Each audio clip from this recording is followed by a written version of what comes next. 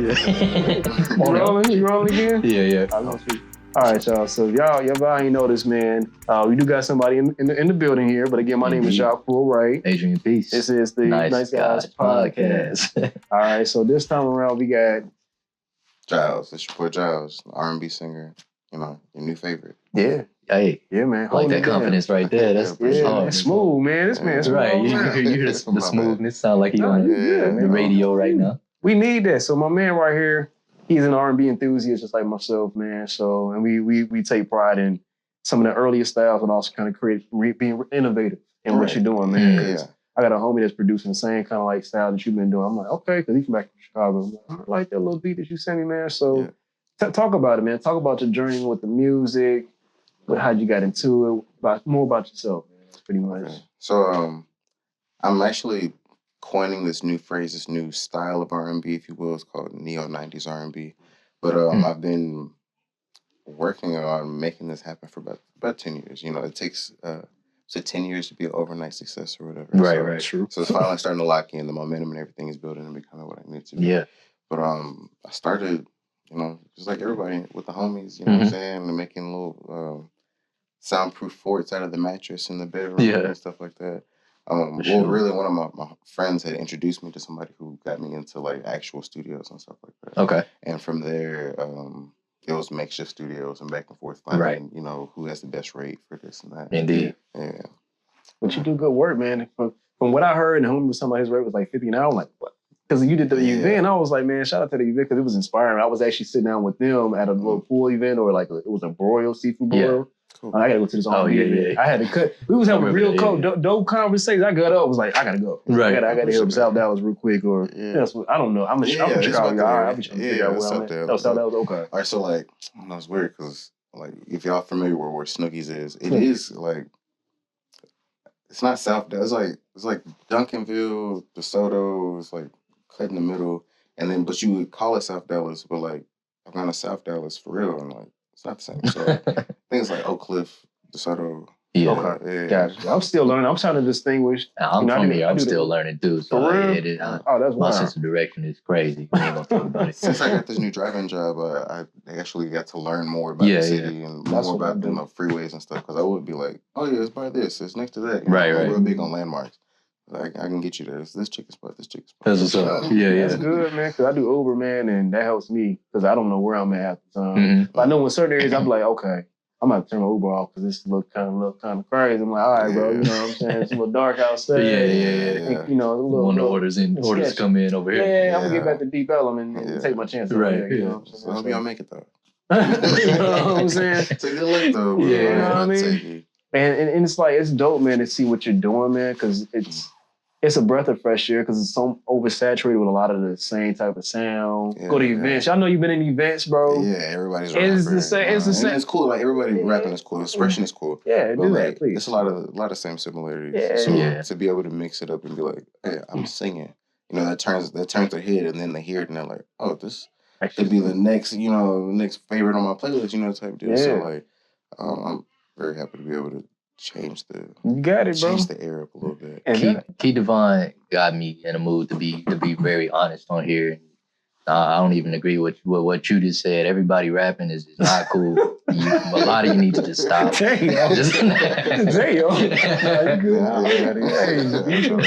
mean, I would say this. It started for me back in Chicago, man. Like just, you know, going to events that were rigged. At time, I'm be honest, you know, shout out to me, you know what I'm saying, you know, but they be events, you know, come out, perform, blah, blah, blah, the big winner gets this amount. And you already know the dude that's running the event is going to win, or the dude is going, you know what I'm saying, just to collect the money, whatever. You see that type of stuff, and you got to sit there for 7 hours to 2 o'clock in the morning to sing R&B. But I know you've experienced this as well. When you do sing, you do see like the jealous boyfriend. But I don't really care. I don't care. I'm acting. You know what I'm saying? This is like 5-6 minutes. You know, you gonna get in the car and deal with her. This is. I'm not gonna say that again, but this is my moment right now. I'm finna serenade. Yeah, exactly. I've been practicing at the crib in the mirror to get in her face real quick. You know what I'm saying? I'm prepared for this moment. Yeah, do that Usher type stuff, man. You gotta be smooth with it. Like, what are we here to do? But I was talking to one of my homies, like, one of the reasons why I get like that because they can't sing like this, so she gonna be thinking about that when she go back home to the crib. But that's a good thing, man. So tell me, how'd you get into R&B, man? Like, what was some of your influence music? Michael Jackson, of course. Say Mrs. Soul Child, Chris Brown, Miguel. Okay. Yeah. Kaleidoscope.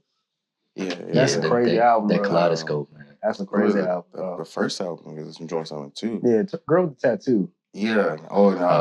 Movie. Yeah, let's bring a little gang. Yeah, you know what I'm saying? Just the way he came in on that one. Did you ever see the Grape Juice version of it on YouTube? Yeah. Man, that's one of the smoothest voice. Oh, and Robin Thicke. Man, Evolution of Robin Thicke was like one of the coldest like projects, man. Like Cocaine, he got some fire songs. That's a fire project. He was hot sauce for a while back then. We forget about that. He was on everything. He wrote "Can You Handle It" for Usher. He wrote that song? Yeah. That makes so much sense. That's like one of my favorite Usher songs. Yeah, I was telling my little brother about it, and he was like, the more you listen to the runs and stuff, that do sound. Yeah, it does. Was it the high notes? Peaks, you know what I'm saying? And the piano in the back. Like, he made Usher sing that song. Yeah. You better get up in that sing, but push the cheeks together. You better get up there. Right. That was a jam. I didn't know that. You just put me on some songs. I'm not gonna be able to unhear it now. I'm gonna listen again. I'm like, it's Robin. That is Robin Thicke. Yeah. Wow, but it also shows you like how long people have been in that. Exactly for the last 20 years, because especially 20th anniversary. You know what I'm saying? So that's a big thing. I think for me, I was telling them as well. Like we had this thing called the 9 to 9 back in Chicago. They probably still got it, man. But the what? The 9 to 9. So like the top 9 songs at 9 o'clock. From 9 o'clock until the songs and the top 9 songs are done being played. Like we got the best songs, and like for me, it was like Usher. You know, Nice and Slow was on my joints. That was crazy because I had the cassette tapes. See, man. I'm showing my age a little bit. Don't judge me. I had a cassette tape and I used to record that in my boombox. I had a boombox. Yeah. Oh yeah, with the two cassettes. With the CD player on the top. So y'all know shit about this. Y'all got iPhones and shit. So y'all blessed. Right, you know, with JBLs, y'all can Bluetooth. And I ain't had no damn. What the hell? Ain't no Bluetooths. Yeah, you know what I'm saying. So I had to wait strategically to go get these songs the 9 to 9 so I can study them, listen to them, all that stuff like that. So that was like my influence. Usher, Drew Hill. Cats like that, Music Soul Child. That Love song is just, Love is, you know what I'm saying? That's the classic. Like, it's some classics out there. And then it's a beauty and a simplicity, too. Like, I like the new music in terms of, like, the speed and stuff like that with R&B sometimes. But I do like the simplicity, too. Like, the Neos. And, yeah. Definitely. Less is more with the new flips. You know, so. I noticed that with Party Next Door, a lot of his, ambient stuff is like, it's not a lot, it's minimalistic, but it's enough to like still bump in the car. Yeah, absolutely. Or, Brent Fayez. Brent.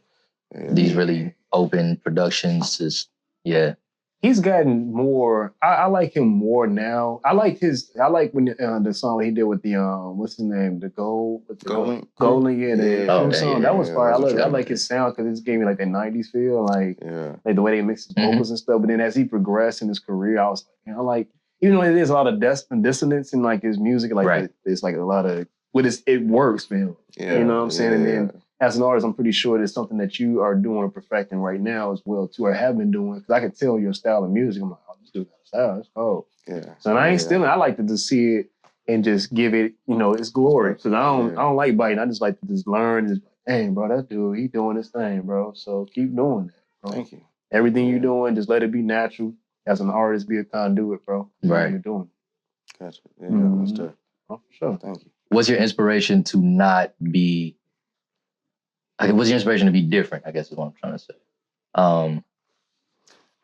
If that makes sense. So, I mean, you see a lot of interviews from higher tier artists, and they're always like, stand out. You know what I'm saying? Like, you want to do something. You don't want to follow in the crowd and be forgettable. So, I want to, constantly make something that's ear-catching, so that I guess that's something that I'm always considering. Like, will you be able to hear this for a split second where you're going through the radio and be like, oh, that's a Giles song. Let me turn back to it. Something that that I listen to. Well, whenever I'm listening to my own music, I'm like, it's as potent as I want it to be. You know what I'm saying? So if I can't listen to it, or you think of it like how you cook. Like if I wouldn't eat it, then I wouldn't cook it. So if I didn't. If I didn't cook this myself, then if I wouldn't eat my own cooking, then why would I expect somebody else to? So it's like, I think that I have a palatable taste in music and the section of R&B that I like to listen to. So I think I can contribute to that. So I might. That's real. Cause I was at the gym earlier today, and it was Sabrina Carpenter's song or something like that. But I was listening to it, and like it could have been like anybody. Could have been like Ariana Grande, or like all of it sounds so homogenous. You know what I'm saying? Yeah. And so that's something I've been thinking about all day since that moment this morning. Was just like, dang, bro, like everything's really sounding the same, but like that's like it's just formulaic at a certain point. Yeah. So it really takes like some balls to like say, I know that this will work if I do this, but I'm still, that's not me. You know what I'm saying? I'm gonna still do this and be myself, and this is gonna work too. Yeah, definitely. Yeah, that's huge, man. No, I definitely like what I mean, and I think it's so true. Like when you go places, you want to be able to stick out. And like you said something that hit me just now, dog, because I wouldn't. But that is something that you have to think about as an artist, like not to sound like everybody else. How do you stand out? Because it's so easy to want to do the cheat code, try to kind of get in and try to kind of go your own way. But if you come in just like on some Max, but just do something different, but still just being me. You know what just being you, man. That's so important. You know, a lot of times. Well, I've noticed now, music is starting to sound the same. But even with like we go to events or something, I'm like, man, bro, like, can I just get a little something like a little different? Then I hear those artists, I'm like, cool, that's a breath of fresh air. Cause I'm like, man, I feel like I just heard an album. It was like 16 different people just performing just now. So like, how does that work? So, do you feel like autotune? Let me ask you that. As a singer, pros and cons. I gotta ask pros and cons of autotune. When I love autotune. First started, I didn't like autotune because I feel like it's like the engineer's way of saying you need help. I'm like, well, no, like I'm a singer, like I know what I'm doing. And, like I can understand like pitch correction and stuff like that. And some songs are, it's needed for filling out vocals and stuff like that. But I prefer to try to fill the area with my voice. When you hear some of the stuff on my next project, like I shied away from as much autotune as possible. I want you to feel my voice, even how I talk, it's a soothing, you know what I'm saying? I want you to feel a certain way when you hear my voice, Yeah. So, that's real. Okay. Man, I think one of the lesser talked about aspects of being an artist is the relationship with an engineer that you have to build. Is like a lot of engineers. I've been in a lot of sessions where I lay some vocals down, and without them even knowing that I'm planning on going in here and doing 5 backing tracks to this and then adding harms and stuff like that, they just instantly turn into auto-tune all the way. I'm just like, you see it pop up, you're like, hold on. All right, bro. And they tell you, like, no, I'm just trying to get your. I know I hit them notes too. Yeah, you know what I'm saying? Like, I was listening to Usher and everything on the way here. I was making sure I was right. Now you gonna tell me you just my Jasmine Sullivan runs and everything. So yeah. I mean, I think there's an art to it. I mean, I do feel like what Usher did say to T-Pain was kind of harsh, but it makes sense too because like people ran with the auto-tune. I think it's an art to how to use it, and when you abuse it and you start to sound like a robot, that's a problem. Right. But then when it's needed, futuristic. Exactly.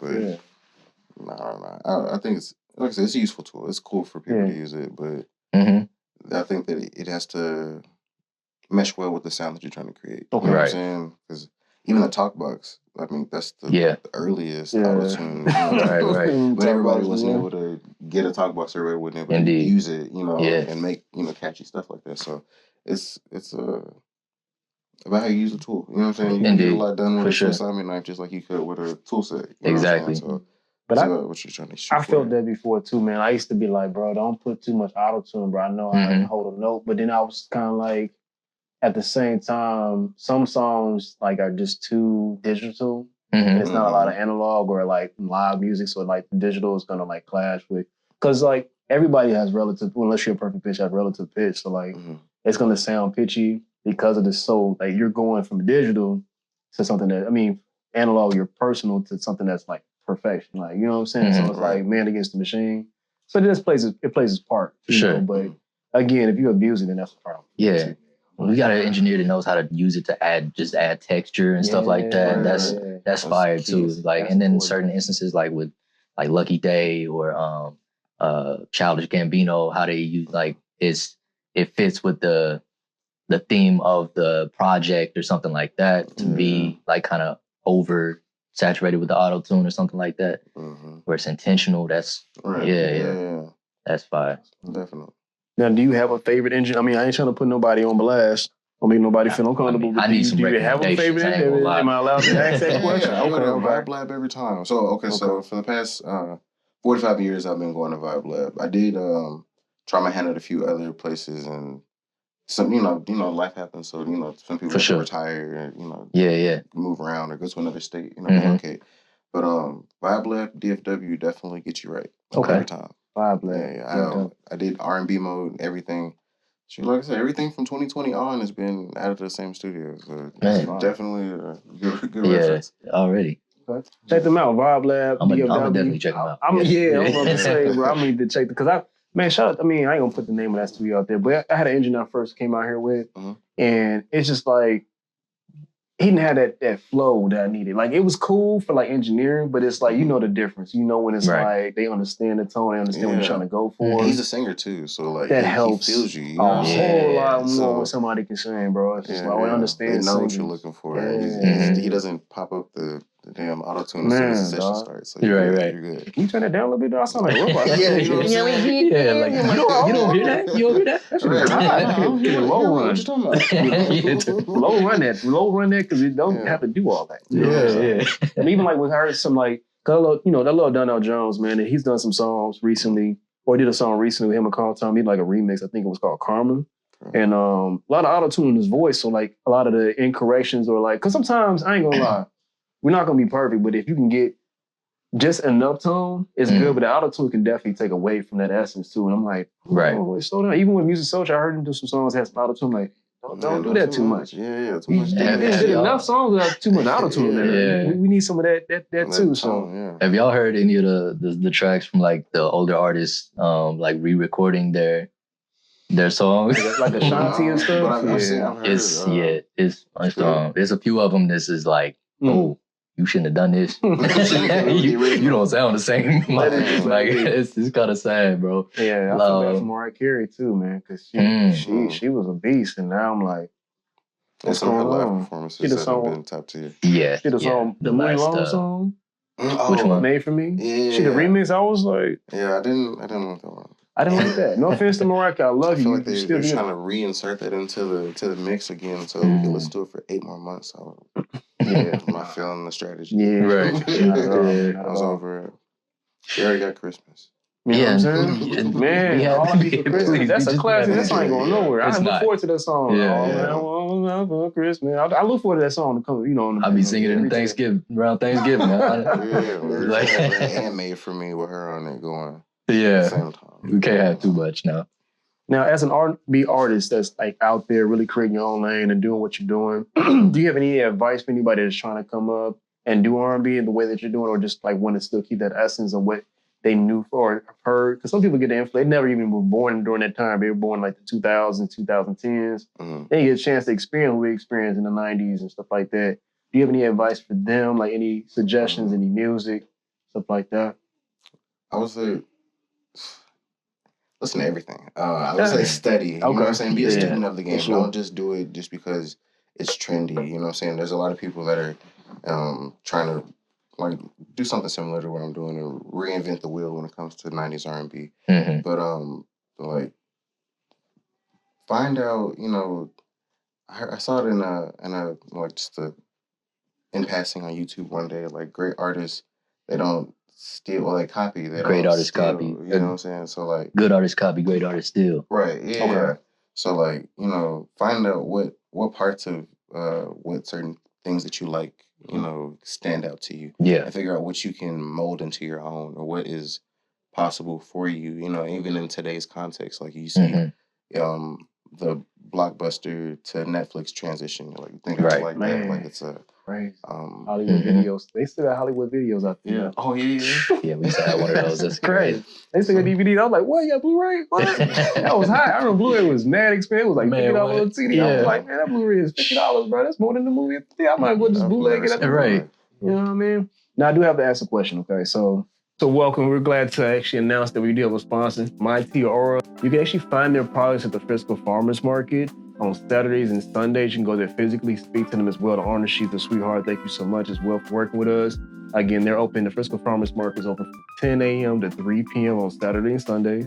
And again, you can see they have a different assortment of different things here in the box as well. They got tea, of course. They got honey for you. They actually have these little special little tools here as well, too, that you can actually use in order to brew your tea. You know, once you have a hot cup, you can just put the actual tea assortment in there. It's copper, so it's actually healthy for you as well to actually use. Shout out to those that know about copper. Right. So just super excited to have this actually cheaper. My Tiora, we appreciate y'all for sponsoring the Nice Guys podcast. For sure. Y'all go check this out, man. We're gonna put the link. Got the link right here. Word, boom. All right, y'all. Thank you so much. Me to my Tiara, and you have a blessed day. With great power comes great responsibility, right? Definitely. I hope y'all know where I'm going with this again. You know who my favorite R&B artists of all time is? I'm in the car like, Kales, why? Kales, you fighting with my life in this home. You know what I'm saying? My boy. And I'm from Chicago. So it's like, okay, when you see that, like, did he play an influence in any of your, like, your current music or music you make now? Or? Man, yeah, like, honestly, my freshman year of college, I grew up not really being able to listen to a lot of R&B stuff. I got you. You know, so I get where you're going. As soon as I got a chance to kind of open the floor and listen to a little bit more, outside of the house, I was like, well, let me try some R. Kelly. But I had known, like the hits, the stuff that you hear on the radio and passing and stuff like that. But 12 Play is definitely this. Summer Bunnies. It set off flashbacks to everybody. Yeah, for sure. 12 Play is a great R&B slow jam project. Chocolate Factory. Yeah. CP3. Right. Yeah. The one with the zoo. I was just listening to this album. Not Buffet. Yeah, the zoo. They talking about the pipe where he was the pipe. The zoo, and then he had Same Girl. Oh, okay. Double Up. Double Up. Double Up. That's good. Yeah, I mean, the some of the production style on that project, I was like, damn, like it's still being used today, like the zoo, and there's another couple songs on the bottom half of the track list. But like R&B is although R&B changes every few years, there's a lot of elements that are still the same. Right. So back to your question earlier, like studying R&B and finding out what you like, but also like finding out what could you do a little bit different to make people want to listen to it more? Sure. Like what kind of callbacks instead of copying? You know what I'm saying? Not blatantly using a sample, but being coy enough into this old melody to make people who are familiar with it, want to listen back. Or just set them off. I didn't even draw that connection. Let me go listen to this old Frank Ocean song. Let me go listen to this old Robin Thicke song. Yeah. You know what I'm saying? So it's kind of like understanding like motifs, kind of like recognizing patterns. Like I do that with songwriting as well. I've been listening to like nothing but this new Lucky Day album. It's nice. Really good. It's nice. Top to bottom. It's really good. It's like, I heard it too. But anything D-Mile is involved in, I'm just cold. Crazy. Joyce Rice stuff. A lot of Victoria Monet's project. Like he's like really, really good. Top tier underrated producer right there. Listening to the credits like time last year. Okay, I need to stop doing that. I ain't know nothing about D-Miles. I've just been hearing this. Oh yeah, man. I ain't know. I need to do some research to know. He's really the Candy Drip album made me like. I was like, who's doing the production on all this? You know what I'm saying? So that man, but even with just the songwriting, I'm just like, okay, I felt that line right there, and what he wasn't like saying what he was saying. He said something completely abstract, but it's like, okay, I'm gonna say it without saying. Yeah. So I was like, okay, I'm gonna take that kind of like pattern of structuring a song and try to apply that in one of my songs and stuff like that. So Now, I'm gonna bring it back again. Yeah. Y'all know what I'm gonna do. Okay, so long shot, R. Kelly gets released. Okay. I gotta go there. I have a running theory. I think that this King of R&B conversation didn't start until they locked him up because they knew that he was King of R&B. Man, they've been on his catalog is crazy. And brought Usher in and was like, yeah, this is the King of R&B. Now I really, really like Usher. Usher's good, but he's not Kills. He's not Kills. No offense in terms of the hits. Yeah, hell no. Step in the Name of Love. Dang. Bro, it's so Step in the Name of I gotta Love. be real. Y'all gonna be mad at. I don't care. I feel bad for any victims. I met one. Mhm. Sorry, she was really nice people back in Yeah. Deerwood. Shout out to them back home, whatever. My mother dated one of R. Kelly's band members or whatever. Mm. Actually met, like I mentioned, I met Dave Hollis. He was real cool. Right. So set in my career. It was crazy. Woke up, Dave Hollis did to sleep on the couch. Something.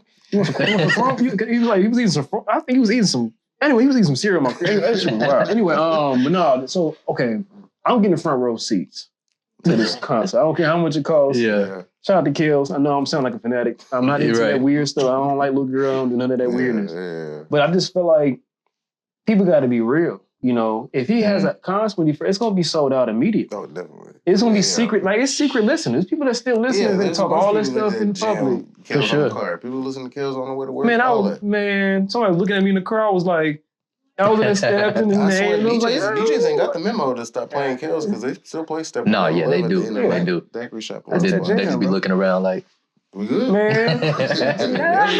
Good. Even that's from Michael Jackson. Bro. Oh, yeah. You know what I'm saying? You're not alone. You're not alone. You're not alone. It's my jam, bro. So it's like he didn't wrote for Celine Dion. Yeah. He made a hit with Nick Cannon. Damn. Crazy. Nick. Who can do that? Who can do that? Because Nick ain't had a hit since then, for real. Yeah, you know, Gigolo was like his biggest song. That's the only song I know. You ask me how many songs Nick Cannon, I ain't never listened to Nick Cannon album, but that song, I'm a gigolo. That was a jam. But no, he revitalized his careers and stuff like that. So I just make jokes, but I think he's definitely been very instrumental in terms of his run with R&B. And like, I even got tired of R. Kelly in Chicago. They were just bumping him all the time. Like, maybe it was different across the nation, but he became like almost like Beyonce. Like, it was like, bro, Beyonce, I need a Beyonce break. I need a Drake break. I needed the R. Kelly break. They was playing stuff in the name of love. Like, it was going out, like, it was not going to go out as, you know, it was sliced bread or something. Yeah. Wow. Let me turn it off. But no, I just wanted to kind of throw that out there, man. Kind of make a little joke, you know, because I mean, R&B has such a big influence. And like, even with certain songs, I can remember smells, taste, like it's a certain like vibe that it comes with. So I'm a huge kind of connoisseur. I like listening. Like when he puts me on a different artists, I'm like, damn, I'm glad you said something because I've been stuck in this bag with Avant for like the last 6 months. You know what I'm saying? That's his little brother. That's our kid, little brother. Shout out to Lamont. You know what I mean? So it's just like, I just really appreciate it. I'm a big fan because I love the impact and where I was at. I do feel like R&B did lie to me a lot. I'm not sure about you, but I feel like it was definitely sending me off. You know, in terms of what to do with these relationships, how to be real with the situation. Because I was telling him about Boys II Men. Ain't no female finna step out on me. I'm like, you come back home, it's okay, baby. Like, no, man. You go ahead, you straight. What, Tank got one song, I Deserve. I listened to that for the first time as an adult. I said, wait. Yeah. There was a lot of sipping going on back in the day, man. No, you can't do none of that and come back to the crib. I don't deserve none of that. Right. No, that's nasty. What do you got something? Like, we got to get tested now. Like, what the hell's going on in the streets? You know what I'm saying? There's some freaks on the streets. R&B taught, a lot of R&B songs taught how to dirty Mac as well. Yeah. Mario. Who we talk about? Joe. Bobby. Oh, man. We talked about Bobby Womack. You know who Bobby Womack is? No, not too much. Oh, man. Bro. Sam Cooke, shout out to him. But that was his homie. Sam Ain't Cooke. No love. Bro, Sam Cooke discovered this man, right? Discovered the man, got killed. And then Bobby Womack, I think I'm saying his name right, came back and slept with his wife and his daughter. And then got the daughter pregnant. I was like, bro, what kind of savagery was going on back in the day?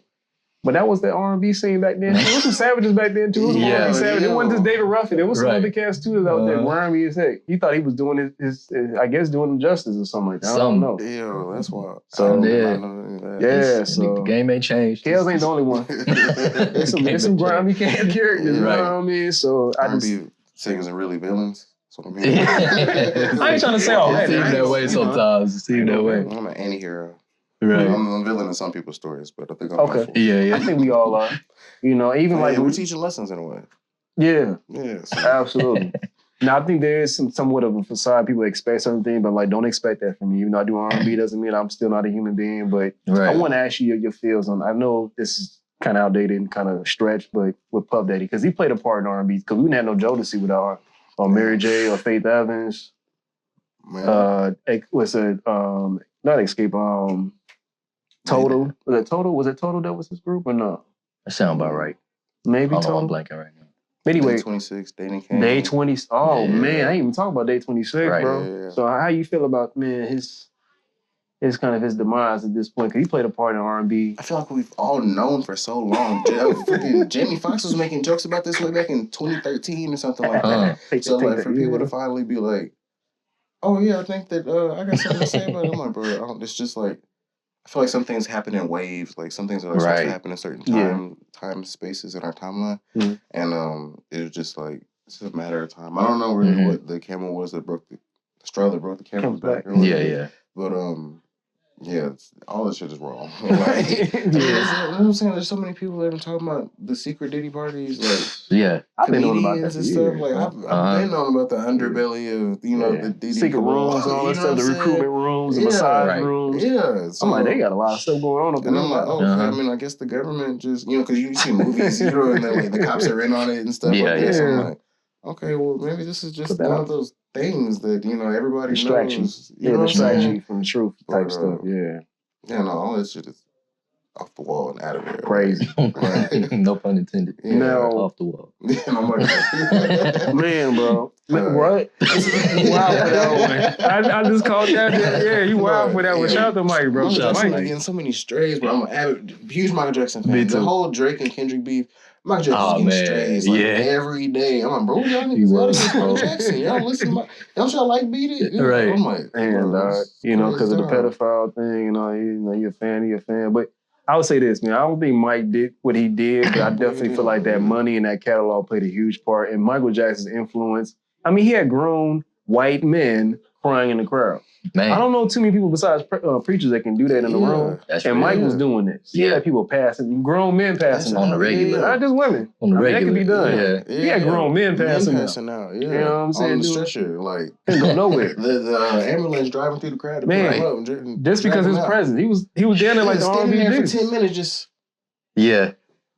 But it's like where's set time? There's other people that are going on. Nah, it's just me. Listen, dog. Yeah, the way I see it. Now, how you feel about what Chris Rock said? I do a lot of like research. I just be watching all this stuff. He was like, same crime, different artists. I was like, damn, Chris. Because he was talking about him and R. Kelly, Michael Jackson and R. Kelly. Oh, yeah. He was like, same artist, same type of crime, different catalog. I was like, bro, that's effed up. How y'all feel about that too? Because I mean, Michael kind of got a lot of pardons. He was still admired by many. And I'm saying that he did what he allegedly said he did. I don't even they had another like special. Yeah, y'all a documentary about it. I don't do all that, bro. I don't know. It's only you see the interviews of him behind the scenes, and you see the picture that they trying to paint of him, and it's still like two different people. Yeah, right. And people are money hungry in any time frame. So like. Didn't like two of the young boys come out and say that their parents put them up to it? Yeah, but they didn't even do it. And it still didn't shake the stigma. Right. You know what I'm saying? Like once the rumor is started, it's a wrap. So I wrote a paper about him at IDS 2000 when I was in college. Shout out to Royal University. I was writing about it. My teacher gave me an A because he agrees. Like, man, these people really did set their kids out there to be, baits and pawns for money. You know what I'm saying? That's crazy. Man, crazy. Now, with that being said, great power comes with great responsibility. Once you become successful, you speaking to manifest. Mm-hmm. If you become, I won't say if, when you become that powerful, what do you feel like you want to give back? Like as your contribution to R&B or just as a musician in general? Good question.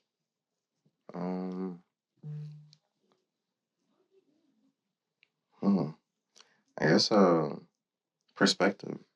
I feel like a lot of us are lost in it's hard to we're so stuck in the I'm special, I'm different, but we forget that we all are kind of dealing with some of the similar things. So to be able to give a perspective, through anything that I do from this project to the next project, I think that would be major because the day-to-day is important, but in the long run, like we're all dealing with the same type of relationship issues at different points in life. You know what I'm saying? Yeah. So I think that, a different perspective of love and talking about yourself in a different light, being proud of yourself and not too boisterous, but enough to show that you're here. Yeah. You know what I'm saying? That you existed. Yeah. Make an imprint some kind of way because they feel like they always say that by some couple generations you might be forgotten about, but if you can make a lasting impression, that's you did what you were supposed to do. You know what I'm saying? So that's kind of the reason why I asked this question, because these people have been monumental, that made their presence, and they won't be forgotten for some time. You know what I'm saying? Right. So, and what we do definitely leaves, a time stamp, or leaves an imprint somewhere within the universe. So I'm just kind of curious to know what your standpoint is, because as creators, we play a huge part as artists in general. Things, the term creative, you know what I'm saying? Like, we have a creator. So I was kind of curious about that, man. But definitely, man, I like that, man, perspective, because we all go through the same, different. Indeed. Yeah, same shit, different toilet. You feel me? Yeah. I also think that, if you can do something like trap soul, bring in something different, to the table. I mean, of course, we've all been sampling forever, but to do it in that way, or how Miguel and Lucky Day add R&B to rock fusion, like what I'm trying to do with, the neo 90s R&B is kind of bringing an adjusted form of sampled R&B, the callbacks, the feel, you know what I'm saying? So I think that may be another thing, my impact, like that, for the old school. Because I feel like Bruno Mars can't keep taking our shit. I mean, our stuff. That's on this piece to get mad at me. Can't keep taking our stuff. We got a montage, I guess, whatever. I guess at a certain time we good. Can't taking our shit and then making a big hit. I love his music, though. I love him and Anderson .Paak, what they do together as well, too. But he can't keep taking, and then we just forget about it. Like, oh, that ain't hot no more. It's like, no, it's still hot. Somebody listen to it. You got here from some. One of them songs got you here. Right. Yeah. Whether they want to believe it or not, you know what I'm saying? So yeah, that's pretty impactful. That's pretty impactful, man, and very powerful. So, but I think we definitely got a lot of information, got a lot of understanding what Giles. Am I saying it right? Correct? Close. Giles. Giles. I keep saying. I can't think about Guile from Street Fighter. I'm sorry. Giles. I get that out too. Yeah. Is it double X Giles or is it just Giles? No, it's just Giles. Just Giles. Yeah. I always see the X. I'm like, it's also funny because my name used to be just Giles, and then I changed it to just Giles. Okay. So. Okay. Yeah, but my Instagram name is XX Giles because like Tumblr, like in the old MySpace days. Okay. It's just a play on nostalgia. Oh, I like that. Okay. The XD RAR and all that. Yeah, that's pretty fun. That's pretty fun thinking about, man. I like the way you think, man. You kind of take it a lot further than I'll be all simplistic, man. He took it there. He takes it there. So check out his music.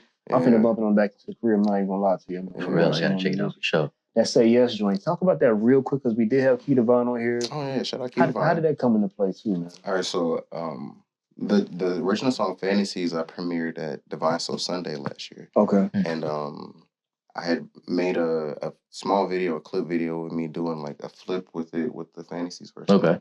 And the Say Yes beat in the background. Gotcha. And like I'm saying like November, October. He was like, let's do the session together. And I was like, well, I've been sitting on this one joint for a minute, and I think you fit on it pretty good. And she was like, bet, so we locked in, went to Wix. Actually, that's another studio that I went to. Okay. He also has very good opinions and very good mixing. It's very smooth. Okay. But we went to Wix and knocked it out in maybe like 2-3 sessions. That's nice. The rest is history. We premiered it at another Divine Soul. Okay. Later on, I want to say for Valentine's Day for that show. Yeah. Or for the Something Sweet. Yeah, the first show that I did. That's nice, bro. Yeah. Okay. I'm glad to see the collaboration. We was talking about it as well. I was serious, bro. We got to definitely do like a little smaller EP or something like that, bro. Yeah. I think that'd be pretty fly, bro. Mm-hmm. I mean, I'd be interested because, I'm bombastic. I'm like that, you know what I'm saying? So I don't want to scare. I'm going to try to smooth it out because I'll be too excited sometimes and stuff like that, man. That'd be dope. Then AP fired. Don't let this modest man, he fired. He'd be dope to have as somebody that would kind of like close. I'm with it. Sure. Off, so. Yeah, we'll make something happen. Absolutely, man. Definitely, man. Well, I really appreciate y'all coming out, man. It was a journey to come out here as well from Oak Cliff. Yeah. Shout out to Oak Cliff or South Dallas. Yeah. I don't know the deal. Don't beat me up. I still know the difference, I don't get beat up because somebody neighborhood in their hood and the Grove and all that. But we really appreciate you coming out, man, and talking what you're doing, man. Check this man out. We're going to have his tags, information here. Somewhere on this page, you know what I'm saying? I'm doing a pointing thing. Hopefully, hey, people like, man, get your hand out the So, we want to wrap this up, man. We would really appreciate you coming out, man, and sharing your time, sharing your gift, your presence, and coming out, man. We definitely want to make sure you have you come back as well, too. And anything you got going on, let me know, man. We'll come out and support for sure. Right. Gotcha. Absolutely, man. Yeah, we got a couple things coming up in the next couple weeks. Something Private is my next installment of the Something series. Send it to me. Send it my demon, bro. Like, let me know what it is. I want to come out and support, bro. You know, I'm a huge fan when it comes to R&B and what you're doing, man. That's a wave, bro. I'm here to be a fan, to be supportive overall. Thank you. Yeah, I appreciate what you're doing. Trust me. Thank you. I'm like, man, I'm tired of the city, nigga. He's saying, all right, I hear it all the time, bro. Yeah, you know what I'm saying? So we're going to wrap this up, man. But again, thank you so much, man. Y'all check out, man. Giles. I said it. I said Giles. I almost said it again. I want this man to beat me up, you know, after the game. You better get him off. I'm like, right. I'm sorry, man. But no, thank you, man. I appreciate y'all again for tuning in with us again. My name is Jacques Wright. Adrian Peace. And this is the Nice Guys Podcast. Thank you so much, Giles, for coming out, bro. No problem, man. Man, y'all stay peaceful, stay dangerous. Peace.